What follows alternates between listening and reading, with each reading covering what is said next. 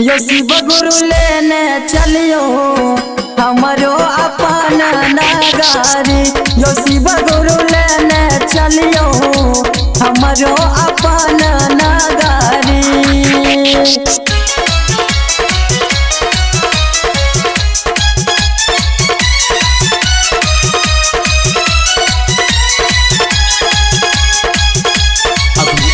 रहे हैं दरभंगा से सुदर्शन म्यूजिक की प्रस्तुति। डीजे सुमित सतीश रैमा।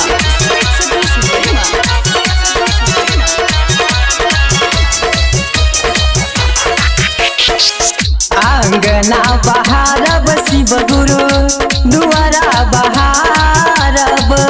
जाक बेलवन महादेव बेल पत्र लायब। आंगना बहारब शिव गुरु दुआरा बहारब।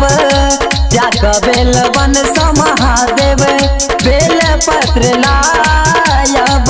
भांग तोड़ लायब भरे मोटरी यो भोला।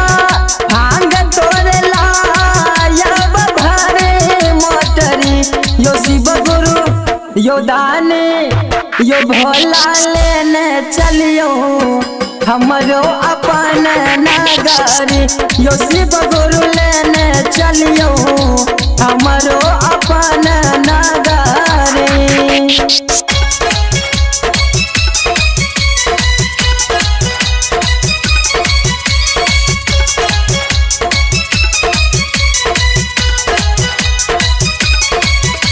अभी आप सुन रहे हैं दरभंगा से सुदर्शन म्यूजिक की प्रस्तुति।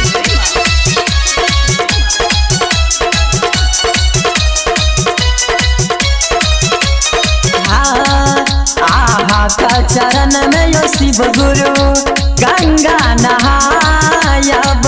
जाक फूलवारी सा फूल तोड़ लायब। यो शिव आहा का चरण में यो शिव गुरु गंगा नहायब। जाक फूलवारी सा फूल तोड़ लायब। जल भर लायब भरे गगरी यो शिव गुरु। जल भर लायब भरे गगरी यो भोला यो दानी यो शिव गुरु लेने चलियो हमरो अपन नगारी। यो शिव गुरु लेने चलियो हमरो अपन नगारी।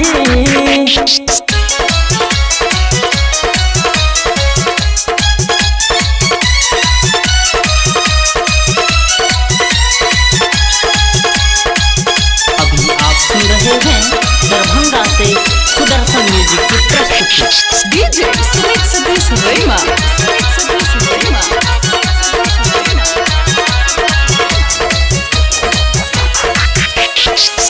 भोर भीन सार यो भोला डमरू बजायब। डमरू शंख बजाक आहा का जगायब। भोर भीन सार यो भोला डमरू बजायब। डमरू शंख बजाक आहा का जगायब। जीवन सफल होयत हमारी यो शिव गुरु। जीवन सफल होयत हमारी यो दानी यो भोला यो शिव गुरु लेने चलियो हमरो अपन नगारी।